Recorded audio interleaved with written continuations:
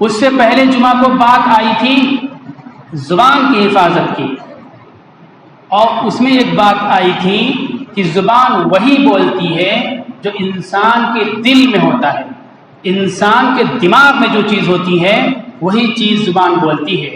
اور انسان اندر سے کیا ہے، اس کی فطرت کیا ہے، 3 موقع پر اس کو جانا جائے گا، پہچانا جائے گا۔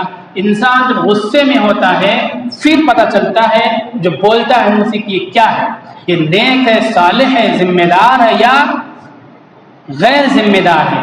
زبان اس لیے بار بار تاکید کی کہ زبان کو صحیح استعمال کیا جائے، کہ زبان دل کا ترجمان ہوتی ہے۔ میں نے بتلایا تھا کسی بزرگ ابن معاذ کا واقعہ کہ انہوں نے کہا کہ یہ زبان ایک چمچ ہے، دل برتن ہے۔ زبان جو بولتی ہے وہ دل سے نکال کر کے بولتی ہے، گالی وغیرہ پتہ چلا کہ دل میں گالی بھری ہوئی ہے۔ زبان سے اللہ اور اس رسول کی بڑائی کی بات ہوتی ہے، دین کی بات ہوتی ہے، پتہ چلے گا اس کے دل میں اللہ رسول کی تعلیمات، عظمت اور محبت بیٹھی ہوئی ہے۔ تو آج کے خطبے میں دل ہمارا موضوع ہے۔ ہم نے پہلی آیت جو تلاوت کی اس میں اللہ تعالیٰ نے یہ بتلایا کہ انسان جب میدان محشر میں اللہ کے دربار میں آئے گا تو دنیا میں اس کے پاس بہت کچھ مال و دولت رہا ہوگا اور اس کے اولاد لڑکے رہے ہوں گے۔ ابھی لڑکا لوگ کم کرنے لگے بچے، نہ سمجھی کی بات ہے۔ عربوں میں جس کی جتنے زیادہ بچے پیدا ہوتے تھے، اور اپنے یہاں بھی پہلے ایسا تھا 10 سال پہلے، جس کے زیادہ بچے پیدا ہوتے تھے وہ بڑا مانا جاتا تھا۔ عورتیں بھی بڑے فخر سے بتاتی تھیں، ہمارے اپنے گاؤں کے علاقے کو معلوم ہے کہ ہمارے 8 بچے، ہمارے 10 بچے، ہمارے 11 بچے۔ اور اب یہاں شرم محسوس کرنے لگی، نہیں، بچے جس کے زیادہ ہوں گے بڑا انسان ہوتا ہے۔ تو یہ جس کی زیادہ اولاد ہو، جس کی زیادہ دولت ہو، یہ بڑا مانا جاتا ہے۔ اللہ تعالیٰ کہتے ہیں کہ میدان محشر میں جب لوگ حاضر ہوں گے تو یہ بڑا انسان جس کے اولاد بہت تھے، مرد لڑکے بہت تھے اور جس کی دولت بہت تھی، یہ دولت، یہ نوجوان لڑکے بیٹے کچھ بھی اس کو کام نہیں آئیں گے، کچھ بھی نفع نہیں پہنچائیں گے۔ اگر کوئی چیز اس کو نفع پہنچا سکتی ہے اور کامیابی دلا سکتی ہے تو الا من اتى الله بقلب سلیم، مگر وہ جو اللہ کے پاس صحیح سالم درست دل لے کر کے حاضر ہو، جس کا دل درست ہوگا اور اس درست دل کے ساتھ اللہ کے دربار میں حاضر ہو، وہ انسان کامیاب ہوگا۔ اس کا درست دل اس کو کامیابی دلائے گا۔ بیٹے، دولت، ثروت، سلطنت، حشمت، یہ کوئی چیز اس کو کامیاب نہیں کر سکتی ہے۔ یہ اللہ کا اعلان ہے، قرآن کا اعلان ہے۔ دل درست ہوگا تو انسان اللہ کے پاس کامیاب ہوگا، اور یہ دل کی درستی اس کو فلاح اور کامیابی سے ہمکنار کرے گی۔ دل کی سینسٹیوٹی معاملات کے تعلق سے، اخلاق کے تعلق سے، دین کے تعلق سے، سوچ کے تعلق سے، کردار کے تعلق سے، وہ میڈیکل لائن کی سینسٹیوٹی نہیں بتا رہا ہوں کہ سوئی چبھو تو مر جائے انسان۔ وہ اللہ تعالیٰ بتلاتے ہوئے کہتے ہیں ما جعل اللہ لرجل من قلبین فی جوفی، انسان کے پیٹ میں، سینے میں اللہ نے 2 دل نہیں بنائے ہیں۔ دل بائیں ہوتا ہے، دائیں بھی کچھ لوگوں کو ہو جاتا ہے، دل میں چھید بھی ہو جاتا ہے، لیکن دل جو کسی سے لو لگا لے، کسی سے جڑ جائے، وہ ایک ہی ہوتا ہے۔ یا تو غلط جگہ پر دل جڑے گا انسان کا، یا تو اچھی جگہ پر دل جڑے گا۔ 2 جگہ انسان کا دل نہیں جڑ سکتا ہے۔ یہ مطلب ہے گناہوں میں انسان پھنسا ہوا ہے تو دل اسی طرف چلے گا، دین کی طرف دل جڑا ہوا ہے، اللہ کی طرف دل جڑا ہوا ہے تو انسان کا دل گناہوں سے اس کو روکتا رہے گا اور انسان کو دین پر کھڑا رکھے گا اور دین کی طرف چلنے پر آمادہ اور مجبور کرتا رہے گا۔ دل کہاں لگا ہوا ہے؟ دل ایک ہی ہے، ایک ہی جگہ جڑے گا، ایک ہی جگہ لگے گا۔ اللہ تعالیٰ کہتے ہیں یہ دل دیکھنے میں بہت میڈیکل لائن سے بہت سینسیٹیو، بہت کمزور، بہت نازک ہے، لیکن یہ نازک ہونے کے باوجود بہت ہی زیادہ ایکٹیو ہے، فعال ہے۔ انسان کے ہاتھ اور پیر جو کام کرتے ہیں، زبان جو بولتی ہے، آنکھیں جو دیکھتی ہیں، دماغ جو سوچتا ہے، یہ سب کچھ دل سے مربوط اور دل سے بندھے ہوئے ہیں۔ انسان اگر اپنے دل کو اس کی صحیح پوزیشن پر باقی رکھنے کی فکر کوشش نہ کرے تو یہ جس طرح سے بنجر زمین ہوتی ہے اس میں دیکھ بھال نہ کی جائے، کھر پتوار کو نہ نکالے جائیں تو بہت سے کانٹے اور دوسری چیزیں اس میں اگ آتی ہیں، بالکل یہی حالت انسان کے دل کی ہوتی ہے۔ یہ دل میڈیکل لائن سے تو سینسیٹیو ہے، لیکن اخلاق اور کردار کے لحاظ سے یہ پتھر سے بھی زیادہ سخت ہو جاتا ہے۔ پھر ایک انسان ظلم کرتا ہے، زیادتی کرتا ہے، ناانصافی کرتا ہے، انیائے کرتا ہے، جھوٹ بولتا ہے، جرائم کرتا، ہم سوچتے ہیں جرائم کیسے کیا جا رہا ہے، حقیقت یہ کہ اس کا دل سخت ہو چکا ہے، اب وہ جرم کو جرم نہیں سمجھتا، بد اخلاقی کو بد اخلاقی نہیں سمجھتا۔ اللہ تعالیٰ کہتے ہیں کہ دل ثم قست قلوبکم من بعد ذالک، تمہارے دل اس کے بعد سخت ہو گئے۔ یہ سختی کیسی ہے؟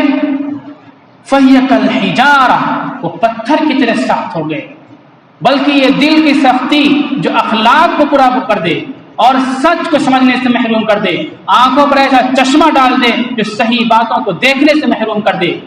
کل او اشد فیک الحجارۃ واشد قسوہ، یہ پتھر کی طرح یا اس سے بھی زیادہ سختی میں دل بڑھ جاتا ہے انسان کا۔ کل یا پرسوں کی ایک نیوز ہم نے پڑھی، سمجھا دیا کسی نے کہ اپنی ماں کا سر اگر فلاں بھگوان کے اوپر چڑھا دو گے تو تمہاری مصیبتیں کام دور ہو جائیں گی، کامنائیں پوری ہو جائیں گی۔ جوان نے اپنی ماں کا گلا کاٹا، اور بھی سمجھایا ہوگا، خون پی لینا، اس کا گوشت کھا لینا، خون پی لیا، 1 ہفتے تک ماں کا گوشت کھاتا رہا،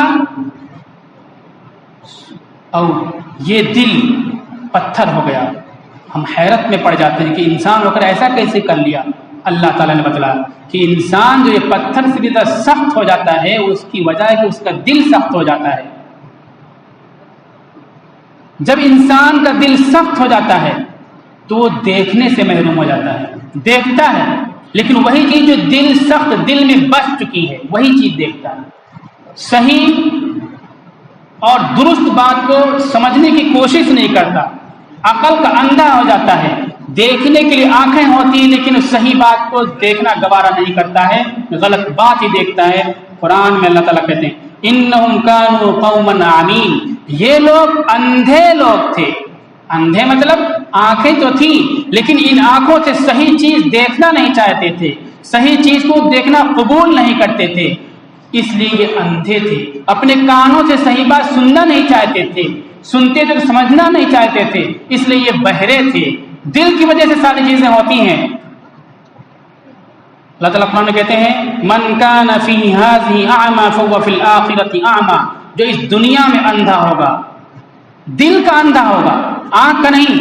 آنکھ کے بہت سے اندھے جنت میں جائیں گے۔ قرآن میں سورہ عبس وتولی میں حضرت عبداللہ بن ام مکتوم کے بارے میں پوری سورت نازل ہو گئی۔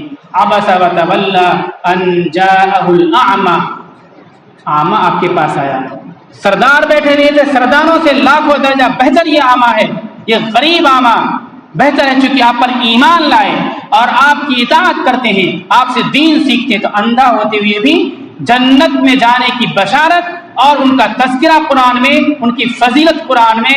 جب رسول اللہ صلی اللہ علیہ وسلم کے دربار میں اس کے بعد آتے تھے، آپ چادر بچھا دیا کرتے تھے کہ آپ کی وجہ سے اللہ نے سورت نازل فرمائی، ہدایت نازل فرمائی۔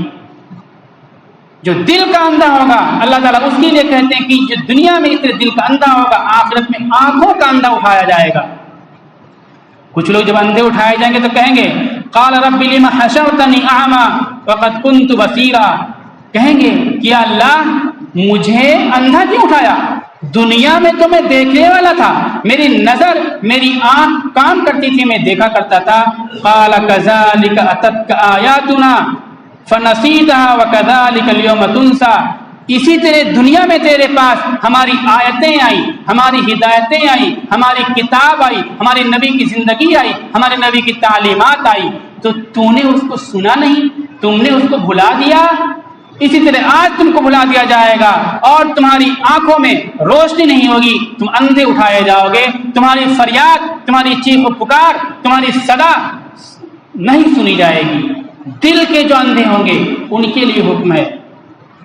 اللہ تعالیٰ دل کے اندھوں کے لیے کہتے ہیں لہم قلوب یعقلون بها او آذان یسمعون بها، ان لوگوں کے پاس دل ہیں